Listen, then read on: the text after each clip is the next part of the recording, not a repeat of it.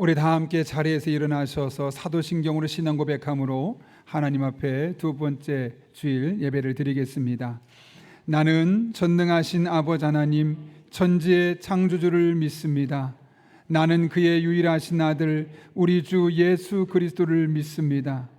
그는 성령으로 잉태되어 동정녀 마리아에게서 나시고 본디오 빌라도에게 고난을 받아 십자가에 못 박혀 죽으시고 장사된 지 사흘 만에 죽은 자 가운데서 다시 살아나셨으며 하늘에 오르시어 전능하신 아버지 하나님 우편에 앉아 계시다가 거기로부터 살아있는 자와 죽은 자를 심판하러 오십니다. 나는 성령을 믿으며 거룩한 공교회와 성도의 교제와 죄를 용서받는 것과 몸의 부활과 영생을 믿습니다. 아멘.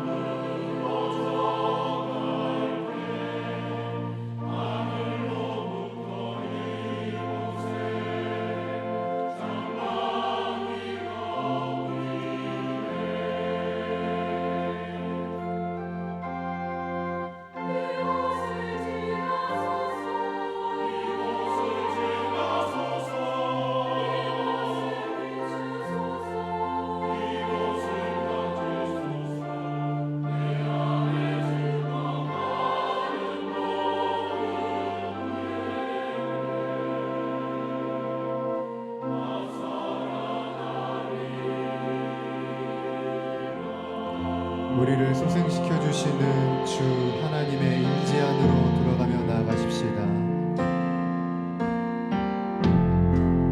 지극히 높은 주님의 낮이 성소로 들어갑니다. 세상의 신을 벗고서 주보좌 앞에 엎드릴 내 주를 향한 사랑과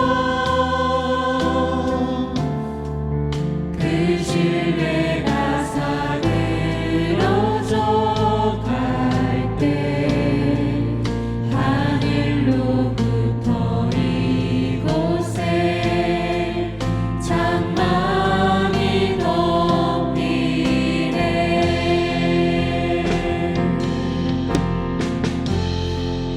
이곳을 덮으소서. 이곳을 비추소서. 내 안에 무너졌던 모든 소망 다 회복하리.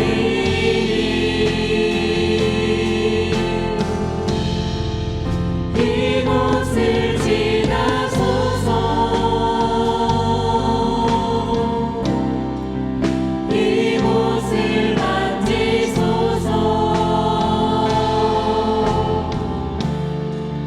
내 안에 죽어가는 모든 예배 다 살아나리. 우리 다시 한번 더 고백하십시다. 주님 이곳을 덮으소서. 이곳을 덮으소서. 이곳을 비추소서. 내 안에 무너졌던 모든 소망 다 회복하리.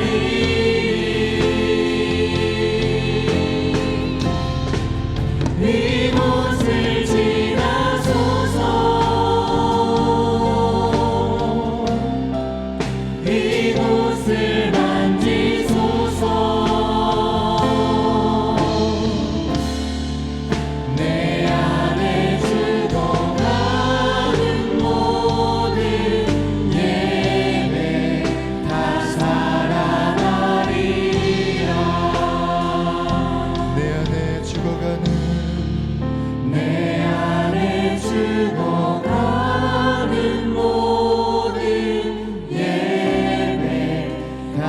살아나리. 우리 생명의 주 하나님께 영광의 박수 올려드리도록 하십시다. 아멘. 우리 자리에서 앉아서 계속 찬양하실 때 우리들의 마음과 우리들의 정성을 주님께 확정하며 나아가도록 하겠습니다.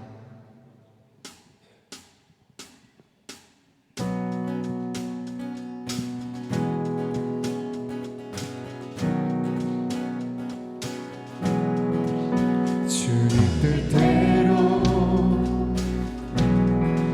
살기로 했네. 주님 뜻대로 살기로 했네. 주님 뜻대로 살기로 했네. 뒤돌아서지 않겠네. 이 세상 사람 이 세상 사람 날 몰라줘도 이 세상 사람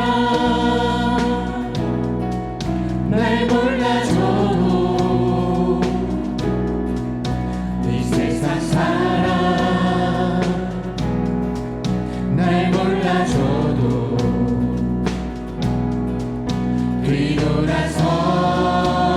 뒤돌아서지 않겠네. 주님 이것이 우리들의 고백입니다.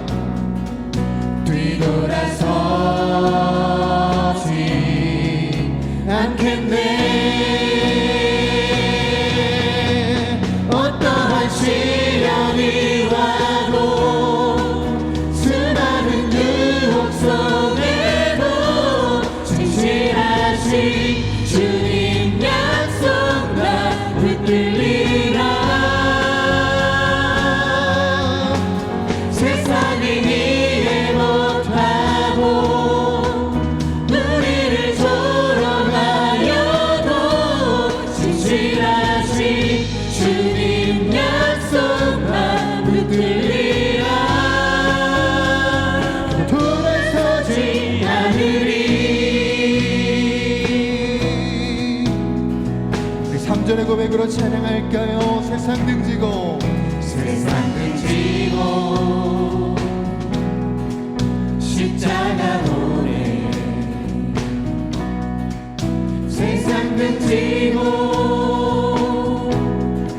십자가 보내. 주님 이것이 우리들의 고백입니다. 세상 등지고 십자가 보내.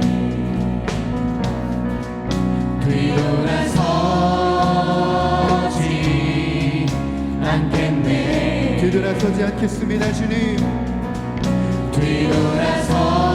뒤돌아서지 않겠네.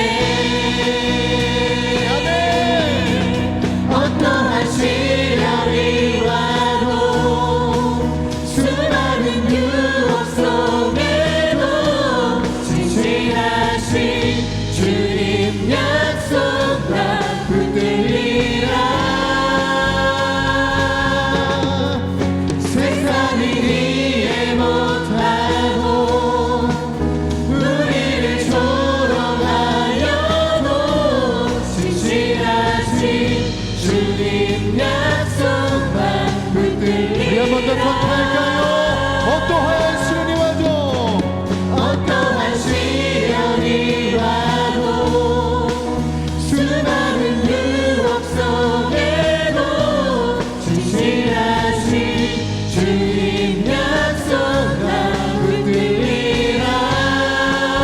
세상이 이해 못할지라도 세상이 이해 못하고 우리를 조롱하여도 진실하신 주님 약속만 붙들리라.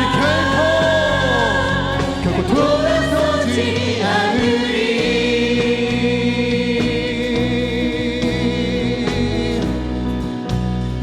우리들에게 힘 주시고 능력 주시는 주님께 영광의 박수 올려드리도록 하겠습니다. 아멘.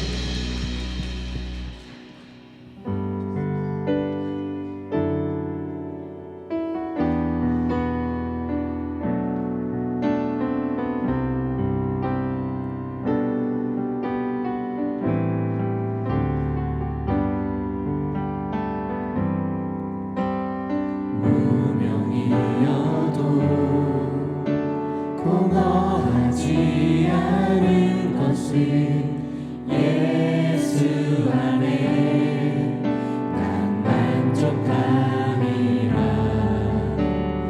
가난하여도 부족하지 않은 것은 예수 안에 오직 나는 부요함이라. 고난 중에도 견뎌낼 수 있는 것은 주의 계획 믿기 때문이라. 실패하여도 일어설 수 있는 것은 예수 안에 오직 나는 승리함이라.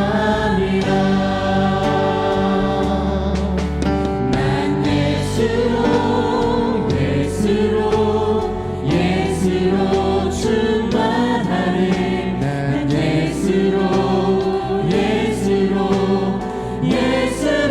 충만하네. 난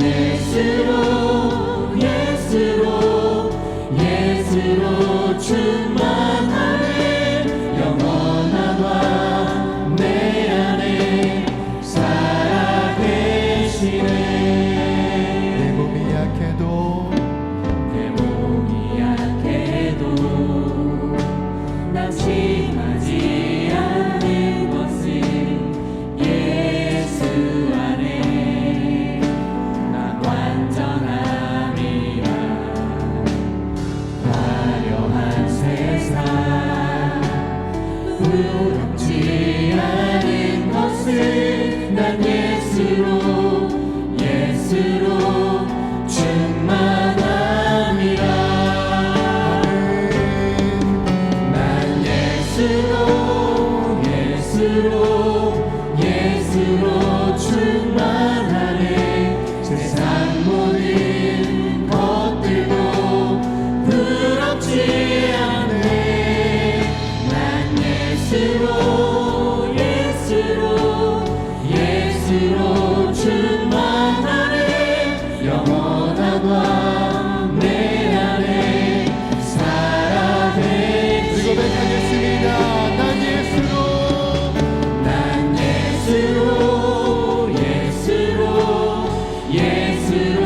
충만하네. 세상 모든 풍파도 두렵지 않네. 난 예수로 충만하네. 영원한 왕 내 안에. 우리 다시 한 번 더 고백하겠습니다. 난 예수로 충만합니다. 난 예수로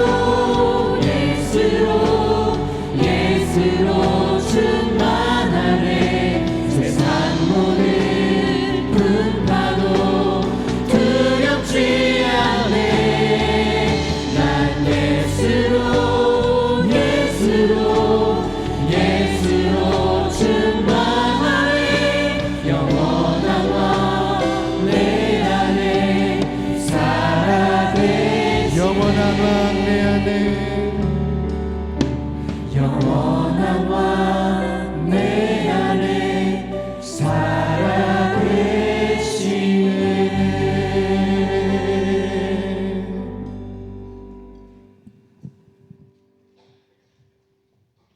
은혜롭고 지혜가 풍성하신 하나님 아버지, 오늘도 거룩한 날 허락하시고 주의 날을 기억하게 하셔서 하나님께 예배드리게 하심을 감사를 드립니다.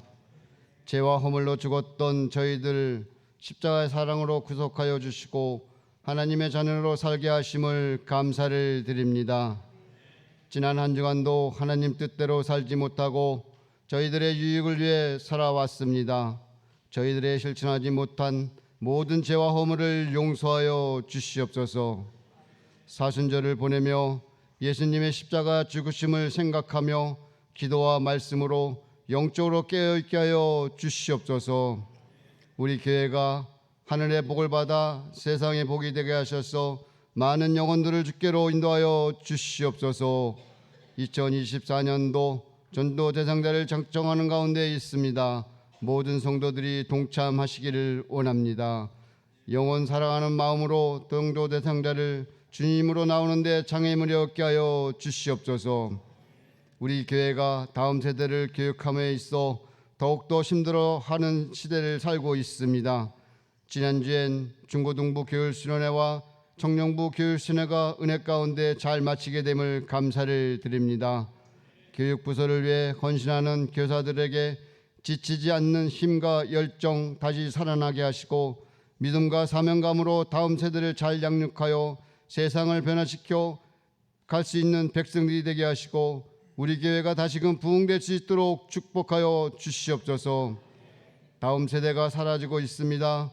주여 불쌍히 여겨 주시옵고 교계마다 한국교회 어려움을 토론하고 있는 상황이지만 그럼에도 불구하고 예수님의 십자가의 복음을 여전히 우리를 소망하며 절망 가운데 있는 우리의 인생들을 축복하여 주시옵소서. 선교사님들을 위해 기도합니다. 우리는 하나님을 사랑하고 이웃을 사랑하라는 지상 명령을 따라 온 세상에 복음을 전하기 위해 수고하고 있는 선교사님들을 기억하여 주시옵소서. 그들의 어려움 속에서도 말씀을 전하고 예수 그리스도의 사랑을 전파할 수 있도록 도와주시옵소서. 주님의 사랑으로 세상을 변화시킬 수 있도록 축복하여 주시옵소서. 이 나라 이 민족을 위해 기도합니다. 이 나라 이 민족이 하나님을 경외하며 하나님께 나가게 하시고 남과 북이 하루속히 평화로운 가운데 통일되게 하시고 이 땅에 다시는 전쟁이 없게 하여 주시옵소서. 오늘 예배를 위해 이 모양 저 모양으로 애쓰는 성도들을 축복하여 주셔서 하나님께서 주신 사명 잘 감당할 수 있도록 인도하여 주시옵소서. 성령 하나님, 단위에 세우신 단위 목사님을 축복하셔서 귀하신 말씀 전하실 때 많은 성도 은혜 받게 하시고 입술의 건설을 허락하사 말씀을 통하여 성도의 삶이 변화시킬 수 있도록 축복하여 주시옵소서. 예배를 위해 하나님께 찬양으로 영광 올려드리는 시온 찬양대의 찬양을 기쁘게 받으시고 듣는 모두에게 은혜의 시간이 되게 하여 주시옵소서. 진리요 생명이신 예수 그리스도의 이름으로 기도드립니다. 아멘.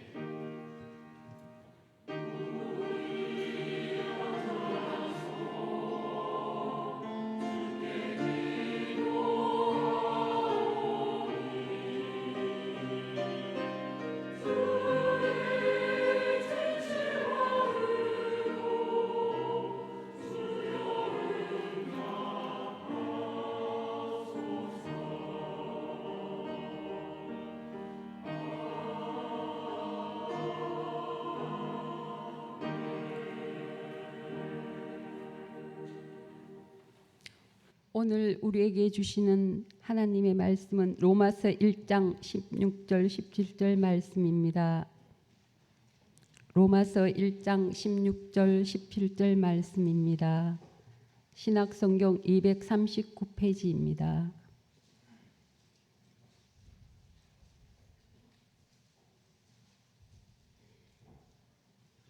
하나님의 말씀을 봉독하겠습니다. 내가 복음을 부끄러워하지 아니하노니 이 복음은 모든 믿는 자에게 구원을 주시는 하나님의 능력이 됨이라. 먼저는 유대인에게요 그리고 헬라인에게로다. 복음에는 하나님의 의가 나타나서 믿음으로 믿음에 이르게 하나니 기록된 바 오직 의인은 믿음으로 말미암아 살리라 함과 같으니라. 아멘. 이것은 하나님의 말씀입니다.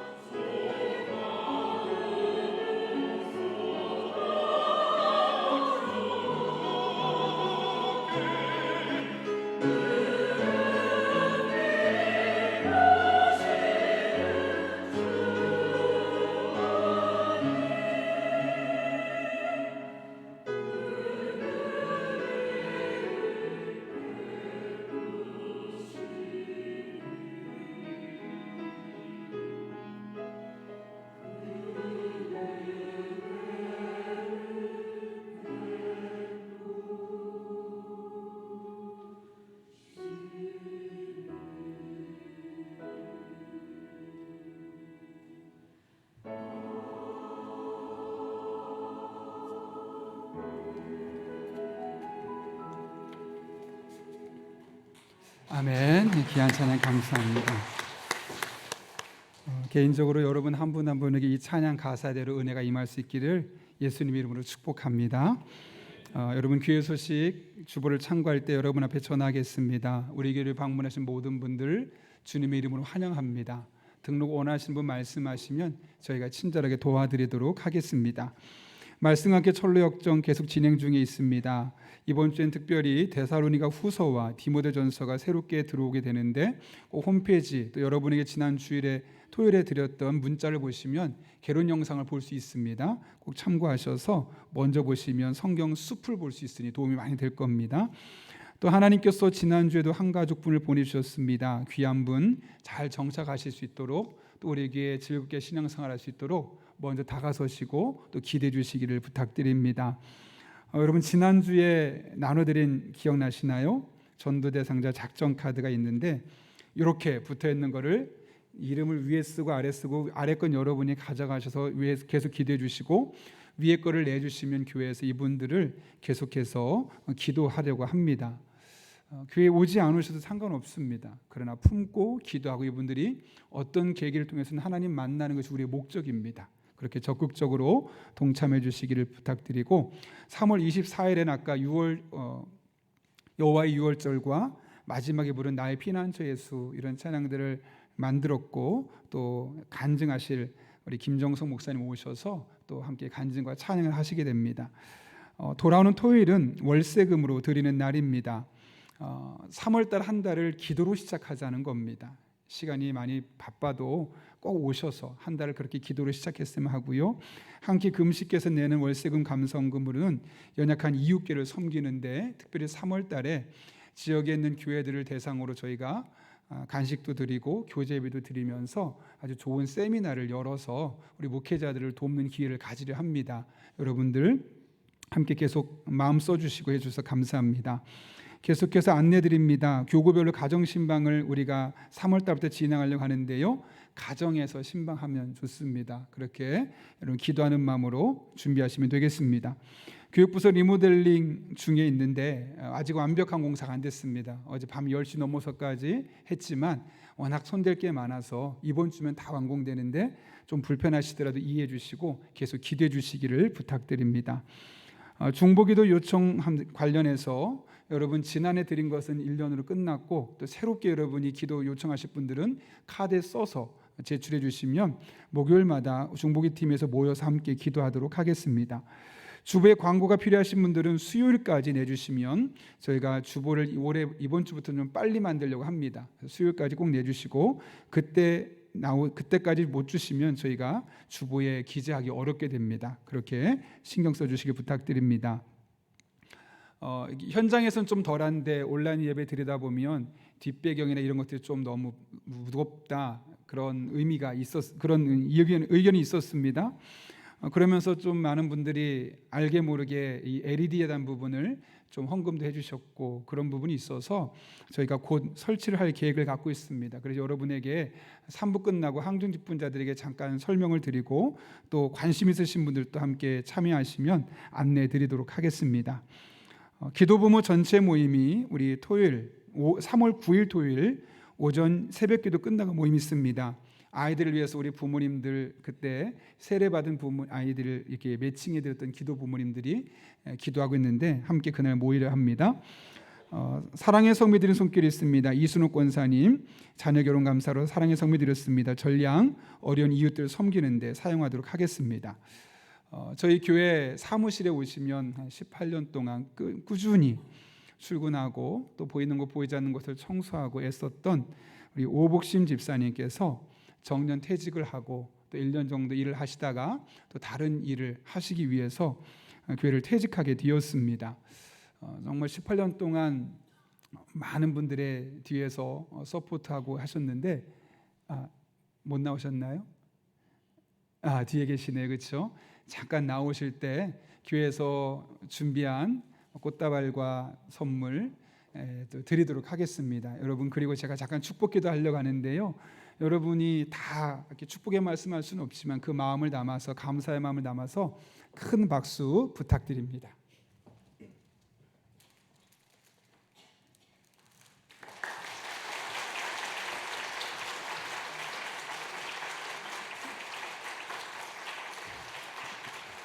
네, 우리 큰 아들입니다. 제가 잠깐 기도하겠습니다.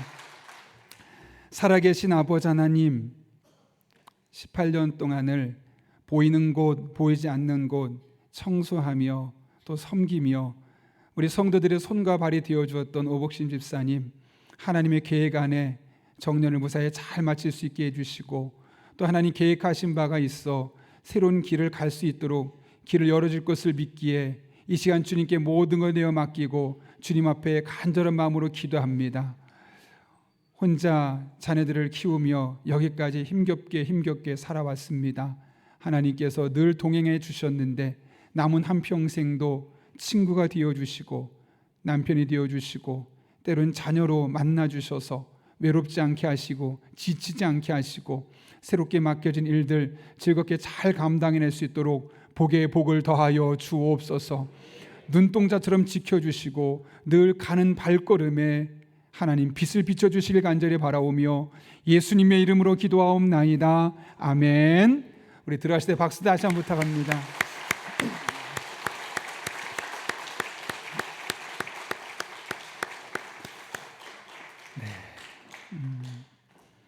또 우리 집사님 그렇게 퇴직하시면서 조은정 집사님께서 사무간사로서 다음 주 일부터 이렇게 또 출근하면서 교회를 섬기게 되었습니다.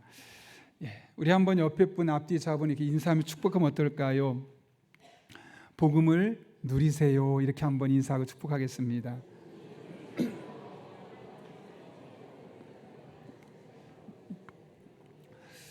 네, 제가 지난주 화요일에 용인 시찰 모임이 있어 약 40개 교회가 모여서 행정적인 것도 나누고 또 목회도 나누고 그런 시간이 있었습니다. 그래서 원삼 중앙교회 가서 이제 역북교회 목사님께서 설교를 하셨는데 그 교회 성도님의 이야기를 하셨습니다. 이제 새벽 기도가 끝나고 나서 대부분의 성도님이 다 이제 떠나시고 몇몇 분이 늦게까지 새벽 기도를 하고 있는데 목사님이 기도하는데 갑자기 뒤쪽에서 나무아미타불 극락왕생 이런 소리가 들리는 겁니다. 깜짝 놀라서 들어봤는데 아무도 그런 얘기를 안 하는 거예요. 다시 기도하는데 또 좀 있다가 나무아미타불 극락왕생 이런 소리가 들리는 거예요. 도대체 누구지? 하고 봤더니 한 분이 눈에 레이더에 들어왔어요. 봤더니 얼마 전에 등록했던 연세가 70에 가까우신 한 여성 초신자분이셨어요. 평생 불교 안에서 살아오셨던 분이었기 때문에 자기도 모르게 그 불교에서 했었던 습관이 나오는 거죠. 목사님은 곧 그치겠지 뭐 하는 마음에 계속 기도하다가 그 소리가 그치지 않고 계속 들리기에 그래 음악을 좀 줄이자. 그러면 다른 사람이 내 소리를 들을까 봐 작게 하겠지 라는 마음에 음악을 줄였는데 이제는 아버지 하나님, 아버지 부처님 이 둘을 동시에 하는 거예요. 목사님 너무 당황해가지고 이분이 나랑 세가족 공부도 했고 그랬는데 어떻게 이렇게 기도할 수가 있지? 그래서 이분이 아마 예수님을 제대로 몰랐고 복음을 제대로 몰라서 그런가 보다 해서 그분 옆에 살짝 다가서서 잠깐만요, 예수님 잘 모르는 것 같은데 저를 따라해 보세요 하고 영접 기도를 해드렸다는 거예요. 그 이야기를 듣고 많은 목사님들이 웃기도 하고 또 한편으로는 아마 깊이 있는 생각을 하는 시간이 있었습니다. 비록 교회 나온 지 얼마 되지 않은 초신자예요. 교회를 잘 몰라요. 기도에 대해서 깊이 있게 알지 못해요. 그럼에도 불구하고 왜 이런 일이 일어날까요? 한편으로는 아버지 하나님이라고 한편으로는 또 왜 아버지 부처님이란 말이 같이 나올 수밖에 없는 걸까요? 이분이 복음을 제대로 알지 못했기 때문에 그렇죠. 그래서 자신도 모르게 예전에 했던 습관과 새롭게 만들어진 이 습관이 같이 나오는 겁니다. 사실 우리가 복음 많이 들어보셨죠? 이 복음은 기독교의 핵심입니다. 복음을 잘 모르면 신앙생활에 위기가 찾아올 수 있고 복음을 잘못 들으면 이단이 될 수 있습니다. 그만큼 복음이 우리에게 아주 중요하죠. 복음에 따라서 그 사람의 신앙이 정통의 신앙을 계승할 수도 있고 복음에 따라서 사이비와 이단과 그 가정이 흔들릴 수 있는 여지도 생길 수 있는 겁니다.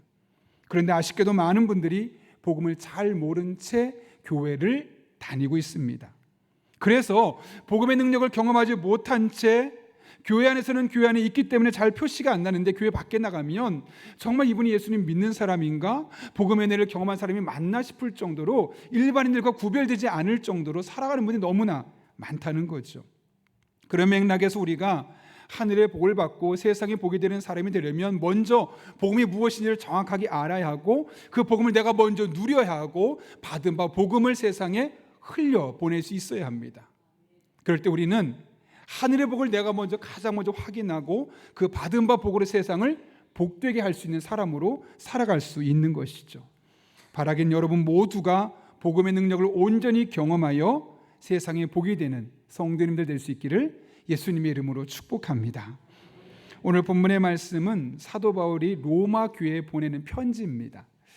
그러면서 그 목적을 이렇게 밝히죠. 오늘 읽지는 않았지만 15절에 이렇게 기록되어 있어요. 그러므로 나는 할 수 있는 대로 로마에 있는 너희에게도 복음 전하기를 원하노라. 바울은 로마에 있는 너희들에게도 복음을 전하기를 원한다 라고 이야기를 했어요. 여러분, 로마에서의 그럼 수신자가 누구죠?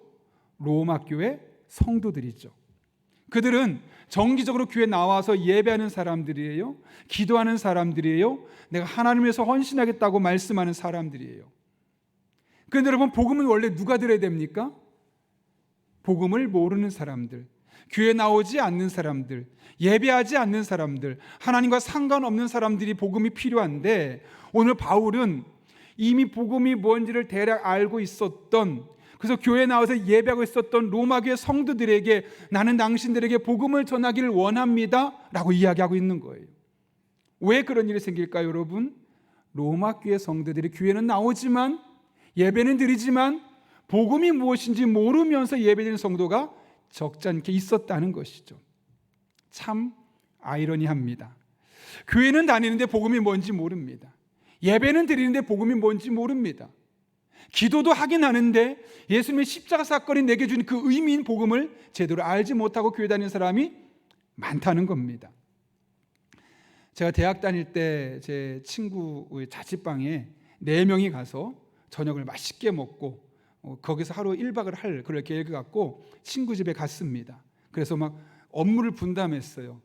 그래서 자취방의 주인인 친구는 밥을 하고 저는 반찬을 만들고 두 친구 나가서 간식을 사오고 그 업무를 분담하고 있는데 갑자기 바깥에 있는 그 수도꼭지 있는 주변에서 그 자취방의 주인 아주머니께서 어머 하고 깜짝 놀라시는 거예요. 저도 놀라가지고 무슨 일 있나 해서 급하게 나갔더니 밥을 하기로 했던 친구가 그동안 밥을 많이 안 하고 사 먹기만 하다 보니까 밥솥을 씻어야 되잖아요. 그러면 여러분 겉에 밥통이 있고 안에 밥솥이 있지 않습니까? 밥솥만 씻어야 되는데 밥솥에 거품을 내고 밥통에 거품을 내서 씻고 있는 거예요. 그 아주머니가 깜짝 놀란 거죠. 왜냐하면 거기에 물이 들어가면 PCB 기판이 문제가 생기고 쇼트가 나면 화재가 날 수도 있잖아요. 근데 저희는 경악을 했어요. 왜냐하면 제 전공이 전자공학이거든요. 그러니까 전자공학과를 다니는 친구가 밥통에다 물을 붓고 거품으로 씻고 있는 거예요. 그러니까 우리 친구들이 다 깜짝 놀라. 너 지금 뭐 하는 거냐고. 그도 그럴 만한 것이 이 친구는 학교는 오지만 공부는 관심이 없어요. 늘 음악. 귀에 꽂고 음악을 계속 듣고 끝나고 나면 계속 드럼 치면서 연습하고 드라코스라는 그런 그 음악 팀에 속해 있었거든요. 그리고 그 친구가 지금 음악 목사가 됐거든요. 어찌되었든 그 친구의 모습을 보면서 충격을 받았었죠. 근데 오늘 약간 바울이 그런 의미를 하는 것 같아요. 로마 교회 성도들에게 복음을 전한다는 것은 마치 전자공학과를 전공한 사람이 그 밥통을 물로 씻고 있는 것과 똑같은 느낌인 거죠. 왜 이렇게 할 수밖에 없었을까요, 여러분? 왜 바울은 로마 교회 성도들에게 복음에 대해서 이렇게까지 강조할 수밖에 없었을까요? 1차적으로는 그들이 복음을 몰랐기 때문이겠죠. 두 번째로는 복음을 몰라서는 안 되기 때문에. 내가 그리스도인이라면, 예수 믿는 사람이라면, 적어도 교회 나와서 예배드리는 사람이라면 복음이 무엇인지 정확하게 알아야만 하기 때문에 그들에게 복음을 전할 수밖에 없었던 겁니다. 그렇다면 복음은 도대체 무엇일까요? 오늘 본문에 사용된 복음이라는 단어는 헬라어로 유앙겔리온이란 단어예요. 영어로는 good news라고 번역이 되고 우리 한글로는 좋은 소식이라고도 바꿀 수 있어요. 여러분, 복음이 좋은 소식이라는 이야기는 뭘까요? 지금 좋지 않은 상황 가운데 놓여 있다는 거죠. 그러니까 좋지 않은 상황 가운데 있으니까 그 복음이 우리에게 좋은 소식이 될 수 있는 거 아니겠습니까? 그러면 좋지 않은 소식은 도대체 무엇이겠습니까? 바로 인간이 직면한 죄의 문제입니다. 아담과 하와가 하나님이 먹지 말라 말씀하셨던 선악을 알게 하는 나무 열매를 따먹음으로 우리 인간은 죄의 오염이 되었어요. 그래서 크든 작든 의도성을 가졌든 비의도성을 가졌든 인간은 늘 죄를 지을 수밖에 없고 죄 안에 거할 수밖에 없는 존재가 되었던 것이에요. 문제는 그렇게 죄를 지으면서 하나님과 우리 사이가 단절돼 버린 겁니다. 그러다 보니 어떤 일이 생기겠습니까? 뭔가 열심히 사는데 만족이 없습니다. 인생의 방향이 없습니다. 보람이 없습니다. 삶의 의미가 없습니다. 서로 경쟁하고 다투고 행복하려고 노력하지만 실상은 행복하지 않은 불행한 삶을 살 수밖에 없는 인생으로 전락해버릴 수밖에 없는 겁니다. 이것이 다가 아니죠. 우리 육체는 죽음을 맞이할 수밖에 없고 세상을 떠나는 그날 하나님의 심판대 앞에 서서 예수님 믿느냐 그렇지 않느냐에 따라서 천국과 지옥의 갈림길에서 우리 운명이 두 갈래로 나눠질 수밖에 없다는 거죠. 더 큰 문제가 있습니다. 이 문제를 해결할 수 있는 능력이 있거나 해결할 수 있는 누군가 있으면 좋겠지만 사람은 누구도 이 문제를 해결할 수 없다는 거죠. 아무리 재산이 많아도 아무리 지혜가 있어도 미국의 대통령처럼 모든 권력을 다 가질 수 있는 사람이라 할지라도 죄의 문제는 누구도 해결할 수 없는 겁니다. 물론 사법적으로는 법원에서 판사가 무죄 선고할 수 있지만 영적인 면에 있어서만큼은 이 죄를 문제를 누구도 해결할 수 없는 겁니다. 이렇게 인류는 좋지 않은 상황에 놓여 있었죠. 이렇게 좋지 않은 상황에 우리에게 가장 기쁜 소식 복음은 무엇이겠습니까? 바로 이 죄의 문제를 해결할 분이 있다는 거죠. 그게 무엇입니까? 하나님께서 하나밖에 없는 아들을 이 땅에 보내셔서 우리의 모든 죄를 대신 짊어지고 십자가에 못 박고 죽게 하셔서 우리의 죄를 용서하셨다는 것, 그것이 바로 복음입니다. 그래서 그것을 받아들인 자는 그가 누가 되었든 하나님의 자녀가 되어서 하나님의 보호하심을 받고 하나님의 날개 그늘 안에 살아간다는 것, 이것이 바로 복음 아니겠습니까? 이것이 바로 굿뉴스, 복음입니다. 이 가치는 단순히 우리가 회사에서 한 호봉을 승진해서 연봉이 한 호봉 두 호봉 올라가는 것, 그거가 비교할 수 없는 기쁨입니다. 암 환자가 암을 고침 받는다는 것, 완치 판정을 받는다는 것, 얼마나 기쁜 소식일까요? 그런데 암에서 완치 판정을 받는 것보다 훨씬 큰 기쁨이 바로 우리 영혼의 구원을 받아서 하나님의 자녀가 되는 겁니다. 여러분의 자녀가 원하는 대학에 입학을 하고 그렇게 노심초사하며 기다렸던 직장에 취업하고 너무너무 기쁜 소식이죠. 그러나 이런 것들과 감히 비교할 수 없고 감히 상상할 수 없는 기쁨을 주는 것이 바로 우리 영혼의 구원을 받은 복음이라는 것이죠. 놀라운 것은 이 복음의 은혜가 모든 사람에게 열려 있다는 거예요. 오늘 보면 16절 말씀 볼까요? 이렇게 기록되어 있어요. 내가 복음을 부끄러워하지 아니하노니 이 복음은 모든 믿는 자에게 구원을 주시는 하나님의 능력이 됨이라. 먼저는 유대인에게요, 그리고 헬라인에게로다. 이 복음 안에서 구원받지 못한 사람은 아무도 없다는 거예요. 그리고 여기는 유대인과 헬라인을 이야기하죠. 그러면 유대인과 헬라인만 구원받나? 이것은 당시에 유대인의 관점에서 봐야 돼요. 유대인의 관점에서 이 세상에 존재하는 사람은 두 부류였어요. 유대인과 유대인이 아닌 헬라인. 그러니까 여기서 말하는 유대인이요 헬라인이라는 게 뭐냐면 모든 인류를 포괄하는 단어입니다. 이게 무슨 말이겠습니까? 복음 안에서 구원받지 못할 사람은 아무도 없다는 거예요. 복음은 사람을 차별하지 않아요. 모든 사람을 구원해요. 얼마나 많은 돈을 가지고 있느냐, 가지고 구원할 대상과 그렇지 않은 사람을 나누지 않아요. 이 세상은 사람을 자꾸 급으로 나누죠. 그래서 이 사람은 VIP고 그 밑에는 골드 등급이고 그 밑에는 실버 등급이고 일반 등급이고 비행기도 퍼스트 클래스, 비즈니스 클래스, 또 일반 클래스, 이코노미 클래스 이렇게 나누면서 사람을 자꾸 급을 나누지만 복음엔 그런 게 없다는 거예요. 돈으로, 그 사람이 가지고 있는 실력으로, 외모로, 국적으로, 피부 색깔로 그 어떤 것으로도 구원받는 데 제한사항이 없어요. 모든 사람을 다 구원할 수 있는 것이 바로 복음의 능력입니다. 방법도 너무나 단순해요. 오늘 보면 17절 말씀이 이렇게 말합니다. 복음에는 하나님의 의가 나타나서 믿음으로 믿음에 이르게 하나니 기록된 바 오직 의인은 믿음으로 말미암아 살리라 함과 같으니라. 이게 무슨 말일까요, 여러분? 구원받는데 우리 인간의 노력과 수고와 땀은 아무런 소용이 없다는 거예요. 딱 하나, 믿기만 하면 돼요. 무엇을 믿어요? 우리는 죄인이라는 거죠.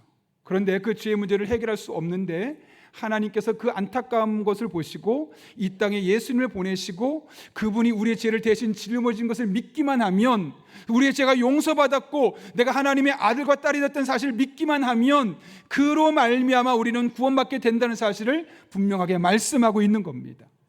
얼마나 많이 기도했습니까? 예배 일주일, 한 달, 1년에 몇 번이나 빠졌습니까? 헌금의 양을 얼마나 됩니까? 교회에서 얼마나 많이 봉사했습니까?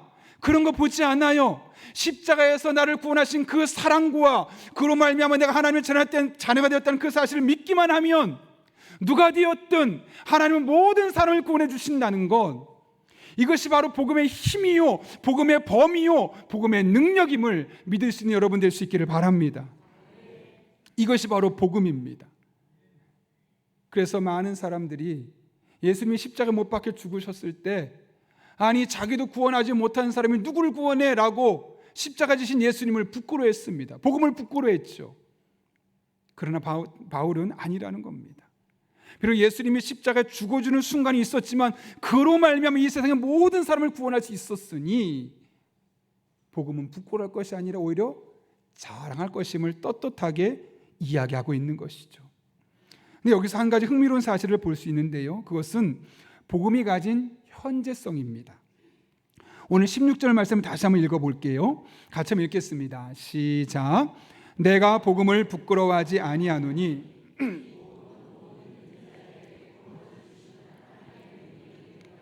먼저는 유대인에게요 그리고 헬라인에게로다. 아멘.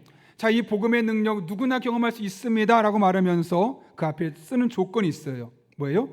구원을 주시는 현재형으로 사용했어요. 이게 무슨 말일까요, 여러분? 헬라에서 현재형은 계속이라는 뜻이에요. 지속 뜻을 갖고 있어요. 반복된 뜻을 갖고 있어요. 그러니까 여러분, 이게 무슨 말이냐? 예수님께서 우리를 위해 십자가에서 못 박히셔서 우리를 하나님의 자녀로 만든 사건은 약 2000년 전에 이루어진 사건이지만 그날 한날 사건은 끝난 것이 아니라 오고 가는 모든 세대 그분의 십자가 사건을 믿기만 하면 누구나 계속해서 지속적으로 구원받을 수 있음을 말씀하고 있는 것이죠. 그래서 2000년 전에 구원받은 사람이 있고 오늘도 구원받는 사람이 있고 내일도 구원받는 사람이 있습니다. 누가요? 예수 그리스도의 십자가의 은혜를 믿는 사람, 그 복음의 능력을 믿는 사람이라면 누구나 항상 지금 하나님의 은혜를 경험하고 하나님의 자녀로서 도우심과 보호하심을 받으며 살아갈 수 있다는 겁니다. 어제 제가 자주 교제하는 목사님의 그 교회 성도의 이야기를 한 분을 들었어요. 그 교회 의사가 한 분이 계시대요. 근데 이분이 평상시에 자주 하는 말이 뭐냐면 자기는 공부를 못하는 사람이 이해가 안 된대요.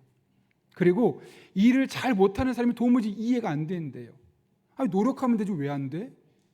근데 그렇게 이야기하셨었대요. 그도 그럴 게 이분이 고등학교 1학년 때까지 만약 400등까지 있으면 거의 380등 꼴찌하던 분이 거의 전교에서. 그런데 고등학교 2학년 되면서 물리 수업을 들어갔는데 선생님이 강의를 너무나 잘하고 재미있는 거예요. 물리 너무너무 좋은데 재미있고 흥미가 생기니까 열심히 공부한 거 아니겠습니까? 결국 짧은 시간에 성적이 가파르게 상승하는 거예요. 그 다음에 100점, 100점. 선생님이 깜짝 놀라는 거예요. 야, 너 공부에 재능이 있구나. 너 물리를 공부하고 나중에 계속 이쪽으로 나가면 좋겠다. 애가 갑자기 성적이 쭉쭉쭉 올라가더니 의대를 진학하고 의사가 된 거죠. 그러니까 그분이 생각하기에는 다른 사람이 이해가 안 되는 거예요. 자기는 평생 놀다 딱 2년 공부하고 의대 갔잖아요. 요즘 그 어렵다는 의대를 갔단 말이에요. 그런데 다른 사람들은 어릴 때부터 계속 공부해도 공부를 못하는 거 보면서 이해가 안 되는 거죠. 난 2년에 의대까지 갔는데, 난 노력하면 뭐든 금방 이룰 수 있는데 저 사람 왜 안 되는 거야? 저거 게으른 거야? 핑계야. 사람들 그렇게 보기 시작하는 거예요. 사람이 제대로 안 보이죠. 의사 밑에 있는 모든 사람은 다 쓸모없는 사람, 공부도 제대로 안 한 사람이고 그 시기에 열심히 살지 않은 사람이고 게으른 사람, 이런 의식이 그분의 마음속에 있었던 거예요. 그러다가 코로나쯤 되었을 때 독일로 유학을 갈 기회가 되었던 거죠.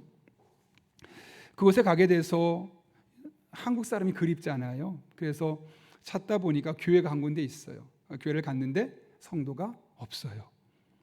근데 목사님을 딱 만났는데 그 교회가 어떤 교회였냐면, 목사님이 오랫동안 기도했어요. 성도가 너무 없어서 하나님, 이제 한두 주만 더 성도가 없으면 저희 이제 목회 그만두겠습니다 하고 하나님 앞에 결단하고 목회를 그만두려고 하고 있었는데 그 한 분 성도님이 온 거예요. 아, 하나님이 기도 응답으로 보내주신 분이구나. 마음을 활짝 열고 다가서서 적극적으로 그분에게 갔죠. 이분도 그곳에서 많은 분을 알지 못하지만 목사님을 통해서 많은 사람을 알 수 있다라는 마음에 교회에 다니기 시작했어요. 1대1로 성경 공부가 시작된 거예요. 그러면서 예수님이란 분이 자신의 죄를 짊어지고 못 박혀 죽으셔서 내 죄가 용서되었고 나는 하나님의 자녀가 되었다는 거. 근데 거기에 어떤 자기가 공부했던 것처럼 2년 동안 코피를 쏟아가며 열심히 공부하지 않아도 되고 내가 가진 재산을 다 바치지 않아도 되고, 근데 나를 구원해 주셨다는 거예요. 너무 손쉽게. 그 복음의 진리를 깨닫게 되면서 이분이 생각이 달라졌어요. 과거에는 좀 공부 못하는 사람, 게으른 사람, 자기 일을 방임한 사람, 무식한 사람 이렇게 봤다가 아니구나, 나같이 자격 없는 사람들 하나님께서 구원해 주셨는데 어쩌면 이 모든 사람은 다 하나님의 자녀고 각각의 뜻이 있어 각각의 삶의 자리에서 열심히 살아가고 있는 거였구나라는 것을 깨닫게 되는 거예요. 그렇게 자신을 바라보는 관점이 달라지고 성도들을 바라보는 관점이 달라지고 세상을 보는 눈이 달라지니까 어떨까요? 과거에는 사람들을 보면 다들 쯧쯧쯧 했었는데 다들 사랑스럽게 보이고 복음의 대상으로 보이기 시작하고 그 인생을 바라보는 관점이 180도 달라진 거예요. 이제 한국에 들어와서 그 교회를 다니면서 내가 만난 예수님이 너무너무 좋잖아요. 근데 나만 예수님 만나는 게 안타까운 거예요. 그래서 사람들에게 막 전하면서 사실 내가 옛날에 이런 사람이었는데 예수님 만나고 이렇게 바뀌었습니다, 그렇게 간증하며 다닌다는 거예요. 여러분, 복음의 능력이라는 것은 단순히 나 예수님 믿고 천국 갑니다로 끝나는 게 아니에요. 우리가 하나님의 자녀로 거듭나는 거예요. 하나님의 도우심을 받고요, 하나님 날개 그늘 안에 우리가 안전하게 보호를 받고요, 그로 말미암아 상황이 흔들려도 그것 때문에 흔들리지 않고 절망적인 상황에도 소망을 갖고 세상이 줄 수 없는 평강과 안식과 기쁨으로 살아갈 수 있는 그 영적인 충만함이 우리 안에 주어지는 거예요. 그러면 사람과의 관계도 달라지겠죠. 사람을 무시하는 것이 아니라 존중하게 되고 그 안에 서로의 관계가 더 깊어질 수밖에 없는 거죠. 이처럼 복음의 능력은 매우 실제적이면서 매 순간 우리가 십자가의 구원을 받아들이는 사람마다 늘 경험할 수 있게 된다는 거죠. 제가 최근에 책을 보다 한 선교사님이 했던 실험에 대한 이야기를 봤어요. 그 선교사님은 터키에서 복음을 전하다가 붙잡혀서 재판을 받았는데, 터키는 무슬림 국가예요. 그러다 보니까 복음 전하는 것이 금지되어 있지 않겠습니까? 사형 선고까지 됐어요. 그럼에도 불구하고 계속 복음을 전하니까 결국은 쫓아내서 한국에 추방을 당할 수밖에 없죠. 그분이 한국에 들어오자마자 가장 먼저 경험한 게 뭐냐면 한국에 패배의식이 있다는 거예요. 특히 기독교인들. 가장 많이 들었던, 목사님들께 성도님들에게 가장 많이 들었던 이야기 뭐냐면 한국교회가 쇠퇴하고 있다, 한국교회에 소망이 없다, 이러다간 유럽교회처럼 될 수밖에 없다, 한국교회 다 문 닫는다, 늘 그런 이야기만 들리는 거예요. 내 마음에 오기가 생기더래요. 아니, 나는 훨씬 더 환경이 안 좋은 튀르키예에서 복음 전하다 사형 선고까지 받으면서 복음을 전하고 그것에서 많은 사람이 예수님 믿는 것을 봤는데, 이렇게 복음 전하기 좋은 거, 교회도 많은 그곳에서 왜 안 된다고 자꾸 교회가 망할 거라고 왜 패배의식에 살아가는 거지? 오기를 갖고 내가 된다고, 아무리 이제는 복음 전해도 안 받아들인다 이 세상 속에 아니라고 여전히 복음을 전하면 받아들일 것이고 사람 바뀐다고, 그거를 보여주고 싶어서 실험을 했어요. 그동안 이제 드라이브, 이제 본인이 렌트카를 하면서 한국에서 계셨는데 그거를 다시 반납하고 택시를 타기로 한 거예요. 택시를 타면 적어도 택시를 타는 순간 이분과 나와 단둘이 적어도 목적지에 따라서 짧게는 5분에서 2, 30분 가지 않겠습니까? 그때마다 복음을 전하는 거죠. 그러다가 부산의 한 곳에 강의를 갈 일이 있었어요. 이제 그곳에 가서 선교 강의를 하려고 하는데 부산역에서 교회까지는 빨리 가야 되니까 목사님이 차를 대기시켜 줘서 그 차를 타고 와서 강의를 했고, 끝나고 이제 집에 가야 되는 거예요. 돌아올 때 또 다시 차를 대기하고 계시길래 아니라고, 저는 택시를 타고 갈 테니까 택시 하나만 잡아달라고 택시를 잡았어요. 그리고 나서 택시를 타고 나서 기사님과 함께 대화를 하는 거예요. 예수님이 계시다는 것, 그 예수님이 십자가에 못 박히셔서 어떤 일을 하신지 아시냐고 묻고 답하고 질문하고 계속하면서 나는 그 예수님 만났다고, 내가 그 복음의 능력을 경험하면 너무너무 평안하고 행복하다고, 저는 우리 기사님도 이 예수님 만났으면 좋겠습니다 라고 한 3, 40분 동안 가는 길 동안 계속 설득하고 이야기를 한 거예요. 부산역이 거의 다가왔거든요. 신호에 대기하는데 이분이 갑자기 살짝 흐느끼는 거예요. 저도 그 예수님이 만나고 싶습니다 라는 거죠. 그러면서 그분이 하는 이야기가 자기 주변에 지인들이 있고 또 직계 가족들이 있지 않고 친척들 중에 예수 믿는 사람이 참 많대요. 더군다나 목사님도 한 분 계시대요. 근데 그 중에 어느 누구도 자신에게 예수님이 어떤 분인지, 예수님이 무슨 일을 하셨는지, 또 그 예수님을 만나서 자기 삶이 얼마나 놀랍고 행복하고 평안한지를 이야기한 사람은 경험한 적이 없다는 거예요. 다들 공통적으로 우리 교회 오시라고, 우리 교회 시설도 좋고 우리 교회 목사님 좋고 우리 교회 너무너무 좋으니까 우리 교회로 오시라고, 이제 나이도 들었으니 교회 갈 때 되지 않았냐고, 내가 이만큼 말했으니 이젠 교회 갈 때 되지 않았냐고, 복음으로 예수님에게로 초대하는 것이 아니라 교회라는 공간으로 초대하는 거예요. 근데 여러분 엄밀히 생각해 보면 굳이 교회라는 공간을 생각하면 그 시간에 뭔지도 모를 이야기를 듣는 것보다 건강을 위해 등산을 하는 게 좋고 자신의 즐거움을 위해서 취미생활하는 게 훨씬 더 좋지 않겠습니까? 우리는 많은 사람이 어떻게 해요? 우리 교회 오세요, 교회 오세요, 자꾸 공간을 소개해요. 공간을. 이분에게 필요한 것은 공간이 아니었던 거예요. 교회란 이 공간이 아니라 그 교회에서 예배하는 사람들이 만난 예수님, 그분이 십자가에서 무슨 일을 하셨는지, 그분을 만나면 우리 삶에 어떤 평안이 있고 어떤 안식이 있고 어떤 기쁨이 있는지, 그게 필요한데 그것은 온데간데 없어지고 장소만 전하니 수십 년 동안 들어도 내가 굳이 교회를 왜 가? 어색한데 불편한데. 그럴 수밖에 없었다는 거죠. 여러분, 왜 이런 일이 생기는 것일까요? 왜 아무도 복음이신 예수 그리스도를 이야기하고 그분을 만난 나의 믿음을 고백하고 간증하는 것이 아니라 교회라는 공간으로 우리가 초대하는 것일까요? 이 책을 쓰신 목사님의 결론은 너무나 단순합니다.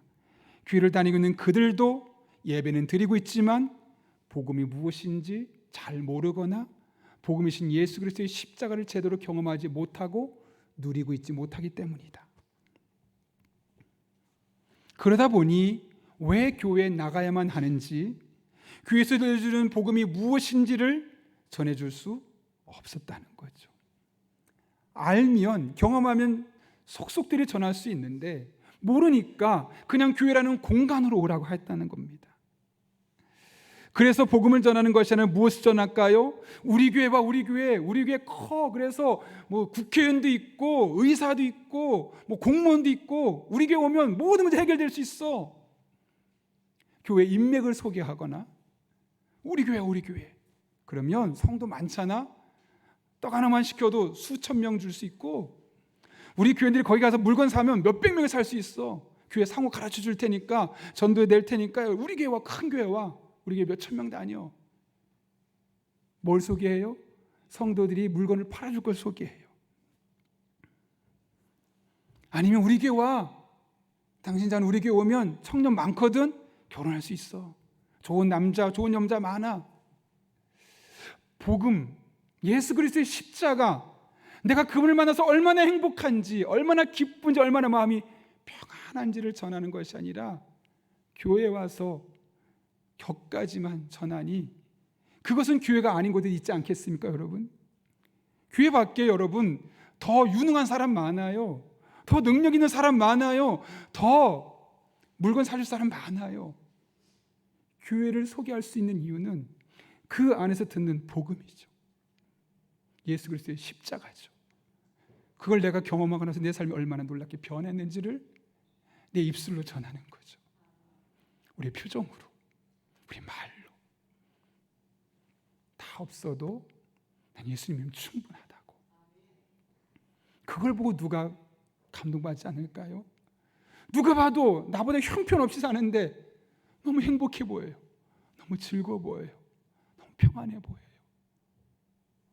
그게 우리 교회 의사 있어서, 고급 공무원이 있어서 그런 걸 느끼는 걸까요? 그게 물건을 팔아줄 사람이 많아서 느끼는 걸까요? 아니요. 그 십자가, 나를 위한 십자가를 내가 경험하고 너무너무 행복한데 그걸 모르고 살아간 사람이 너무너무 불쌍하고 안타까우니까 전하는 거예요. 그래서 우리 교회 와서 복음 들어보자는 거예요. 우리 교회 와서 내가 만난 예수님 함께 만났으면 좋겠다는 거예요. 그래서 교회로 초대하는 거지, 교회라는 공간으로 초대하는 것이 아닌 거죠. 선교사님의 이야기를 들으면서, 이 책을 보면서 참 한국교회가 절망적이다, 많은 분이 복음을 모르고 있구나 라는 생각이 들어도, 다른 한편으로는 복음만 제대로 알면, 복음만 제대로 경험하면 우리 이것은 전화위복이고 기회가 될 수 있겠구나. 이분들이 그분만 경험하면 어떨까요? 본인이 만난 예수님을 소개할 것이고 전할 것이고 그분들도 그 예수님 만나게 되면 삶이 변하지 않겠습니까? 문제는 많은 사람들이 복음의 진수를 모른 채 낭떠러지를 향해 달려가고 있어요. 조금 더 잘 먹고 조금 더 잘 되면 되는 것처럼 먹고 마시고 즐기는 일에 모든 것을 소비하고 소진하며 살아가고 있어요. 그러나 여러분, 복음을 경험한 사람들은 다르죠. 인생의 목적을 압니다. 방향을 압니다. 내가 이 세상에 존재하는 이유를 압니다. 그래서 방황하지 않고 흔들리지 않고 보람 있는 삶을 살아갈 수 있습니다. 사도 바울이 이걸 경험한 거예요. 그래서 이 로마교회 성도를 보면서 가만히 있을 수가 없는 거예요. 저는 여러분이 더 많은 지식, 더 많은 재테크 방법, 더 많이 건강해질 수 있는 방법, 그것보다 복음을 알기를 원합니다. 그래서 그렇게 말할 수 있었던 거죠. 그래서 그는 복음 부끄러운 것이 아니라 자랑스러운 것이고 그렇게 선포할 수 있었던 거고, 자신의 남은 인생을 걸어서 사람들이 이 복음을 만나기를 바라는 마음으로 복음을 전했던 겁니다. 얼마 정도였냐면 심지어 사도행전 20장 23절과 24절에서는 이렇게 말해요. 23절, 오직 성령이 각성해서 내게 증언하여 결박과 환난이 나를 기다린다 하시나. 너 거기 가서 복음 전하면 누가 너를 붙잡을 거야? 너에게 고난이 있을 거야? 이런 마음을 하나님 주셨어요. 깨닫게 하셨어요. 그럼 어떻게 할까요? 안 가거나 가더라도 입을 함부해서 복음을 전하지 않으면 멀쩡하게 돌아올 수 있어요. 근데 바울은 어떻게 했어요? 24절 말씀 같이 읽겠습니다. 시작. 주 예수께 받은 사명 곧 하나님의 은혜 복음을 증언하는 일을 마치려 하면은 나의 생명조차 조금 더 귀한 것으로 여기지 아니하노라. 아멘. 죽어도 상관없습니다. 제가 이 복음을 전해서 단 한 사람이라도 예수 그리스도의 십자가의 복음을 받아들이고 그 사람의 삶이 평안해질 수 있다면, 그 사람의 삶이 기뻐질 수 있다면 제가 먼 길을 가서라도 그 사람의 복음을 전하겠습니다. 고난이 있어도 제가 전하겠습니다. 제 돈이 들어가도 전하겠습니다. 제 시간이 들어가도 전하겠습니다. 이런 마음으로 그가 목숨 걸고 복음을 전하게 되었다는 것이죠. 그리고 이것은 그가 복음을 진짜 경험했기 때문이에요. 사순절 기간을 보내고 있습니다. 이 사순절 기간 동안 우리가 많은 것을 경험할 수 있겠지만 부활주를 맞이하는 그날까지 이 복음의 능력을 온전히 경험할 수 있기를 기대해 보십시오. 그래서 여러분 안에서 예수님의 십자가가 생생하게 다가오고 그분으로 말미암아 내가 구원받았음을 확신하고 그로 말미암아 내가 어떤 은혜, 어떤 평안, 어떤 기쁨, 어떤 만족을 누리고 있는지를 흠뻑 누리십시오. 그리고 그 받은 바 은혜로 세상에 나가서 이 복음을 전하십시오. 세상은 쉽게 변하지 않을 겁니다. 그러나 복음을 경험한 사람들이 복음의 은혜로 이곳저곳에 흩어지면 반드시 그곳에 놀라운 변화가 일어나게 될 것입니다. 이런 은혜, 여러분이 경험한 복음이 여러분의 영혼을 살리고 세상을 살리는 그런 복된 은혜가 여러분에게 있기를 예수님의 이름으로 축원합니다. 이 시간 한 1분 정도만 기도하려고 합니다.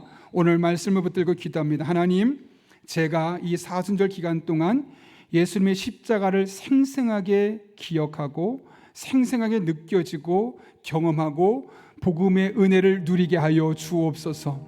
하나님의 자녀가 되어 누릴 수 있는 그 기쁨과 마음의 상태와 영적인 안녕을 경험하게 도와주시고 이것이 내 안에만 흘러고 넘치지 않게 하시고 내 안에만 머물지 않게 하시고 흘러 넘쳐서 세상의 복으로 살아가는 믿음의 사람 되게 하여 주옵소서. 이런 기도 제목 가지고 우리가 한 1분 정도입니다. 사모하는 마음으로 하나님 앞에 간절히 기도하겠습니다. 거룩하신 아버지 하나님, 복음의 능력이 있는데, 복음의 진수가 있는데, 복음을 경험하기만 하면 우리의 삶이 놀랍게 변할 수 있는데 우리가 복음을 알지 못하고 교회를 다니는 게 얼마나 많았는지 모릅니다. 복음의 진수를 경험하게 하시고 그 복음의 능력을 내가 경험하게 도와주시고 그 받은 바 복음의 능력으로 세상을 섬기며 나갈 때 이 세상이 도무지 변화될 것 같지 않았던 이 세상이 복음으로 말미암아 달라지게 하시고 변화되게 하시고 하나님의 은혜가 그렇게 우리 가정에 임하고 우리 직장에 임하고 우리 교회 안에 임하고 내가 만나는 사람들의 관계 속에 임하게 도와주셔서 이 놀라운 하나님의 은혜를 함께 간증하며 살아가게 하여 주옵소서. 하나님만을 붙들며 의지하며 나아갑니다. 이 사순절 기간 동안 많은 것을 경험할 수 있고 누릴 수 있지만 복음의 은혜를 경험하고 복음의 은혜를 누릴 수 있는 믿음의 사람 될 수 있도록 주님 은혜 베풀어 주옵소서. 하나님의 날개 그늘 안에서 하나님과 함께 호흡하며 하나님 영광에 나아갈 수 있도록 주님 인도하여 주옵소서. 살아계신 아버지 하나님, 교회는 나오지만 예배는 드리지만 복음을 알지 못하는 분들이 너무나 많습니다. 이러한 시대 우리 용인영락교회 모든 성도들은 복음 대신 예수 그리스도의 십자가 사건을 분명히 깨닫고 믿고 수용하게 도와주시고 그렇게 하나님의 자녀로서 누리는 영적인 특권과 영적인 권세들을 날마다 경험하게 하시고 이것이 우리들의 입술에 자연스러운 삶의 고백이 되게 하여 주옵소서. 그렇게 복음 대신 예수님을 경험하고 복음 대신 예수님을 전하며 이 땅에 하나님의 나라를 심어가는 주의 백성들 될 수 있도록 이 사순절 기간 동안 우리 성도들 삶에 긴밀하게 동행하시고 우리의 발걸음 위에 친히 함께하여 주옵소서. 예수님의 이름으로 기도하옵나이다. 아멘. 우리 시간 찬송가 93장 부르실 때 마지막 절에 일어서서 봉헌하시겠습니다.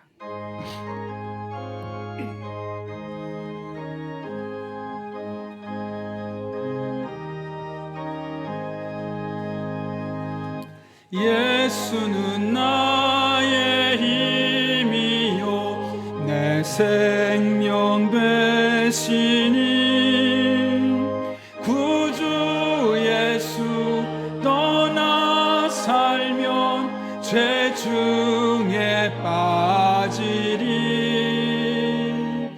눈물이 앞을 가리고 내 맘에 근심 쌓일 때 위로하고 힘주시리 주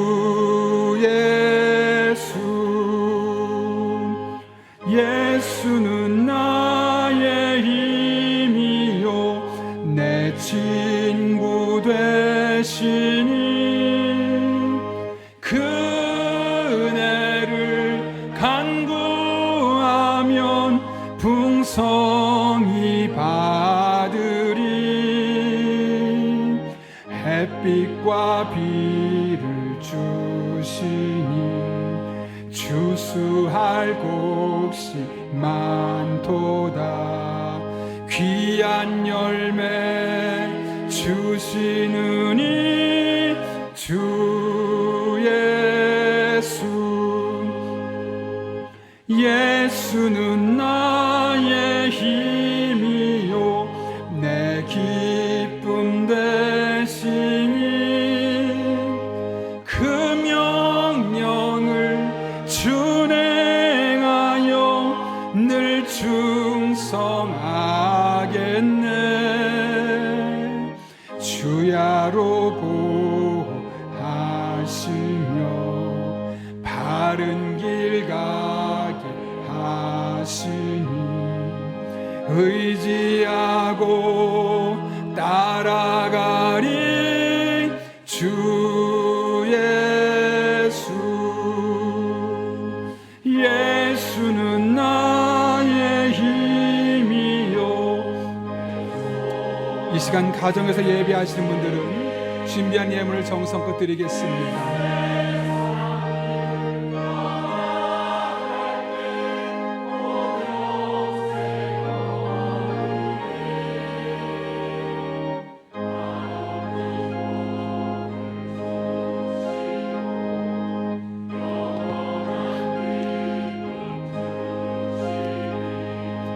나의 생명 나의 기쁨 주 예수.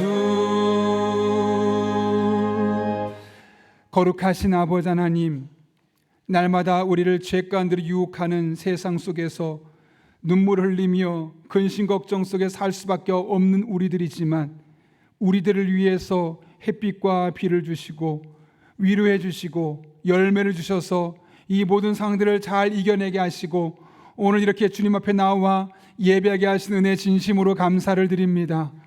이 모든 것이 하나님의 은혜로 우리에게 주어진 것임을 알기에 이 시간 우리가 빈손으로 나오지 아니하고 우리의 믿음과 사랑하는 마음을 담아 하나님 앞에 다양한 제목들로 예물을 드립니다.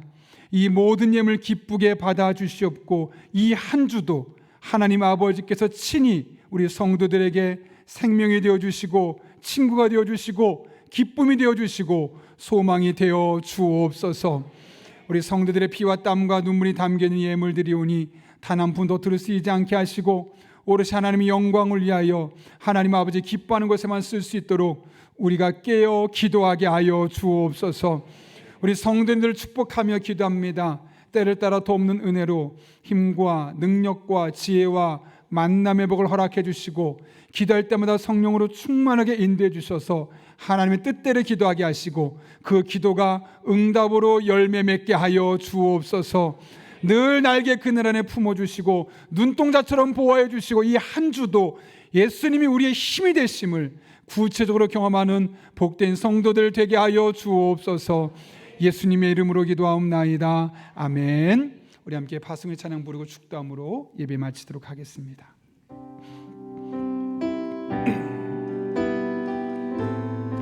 우리 피난처이신 주님 앞에 우리의 삶을 맡기고 내어드리며 함께 기도하며 나아갑니다. 나의 피난처 예수 의지해요. 나의 피난처 예수 의지해요. 나의 가는 길에 거센 바람 몰아쳐와도 나의 피난처 예수 의지해요. 나는 영원히 주님만을 사랑합니다. 나는 영원히 주님 사랑해요. 그렇습니다. 이것이 우리의 믿음의 고백입니다. 나는 영원히 주님 사랑해요. 세상 어떤 것도 나의 사랑 끊을 수 없네. 나는 영원히 주님 사랑해요. 아바 아버지 하나님께 찬양합니다. 아바 아버지 나 나를 사랑하시니 나의 모든 것 주께 드려요. 아바 아버지 내가 여기 있으니 주님 영광. 한 번 더 고백합니다. 아바 아버지 아바 아버지 나를 사랑하시니 나의 모든 것 주께 드려요. 아멘. 아바 아버지 내가 여기 있으니 주님 영광 위하여 주님 교회 위하여 주님 교회 위하여 주님 나라 위하여 주님 나라 위하여 써주세요. 지금은 우리 주 예수 그리스도의 은혜와 아바 아버지 하나님의 사랑하심과 힘 주시고 능력 주시고 지혜 주시고 우리 길을 선한 길을 인도하시는 성령님의 역사하심이 오늘 주신 말씀을 내게 주신 말씀으로 받고 이 한 세상 살아가며 복음의 능력을 누리고 복음의 능력을 전하며 살기로 결단하는 이 자리에 머리 숙인 한 영혼 위에 그들의 삶의 자리, 우리 교회와 나라와 민족, 북한 땅과 온 세계 열방, 그리고 우리가 작정하며 기도하기로 결단한 전도 대상자들 위에 이제부터 영원토록 함께 하시옵기를 간절히 축원하옵나이다. 아멘.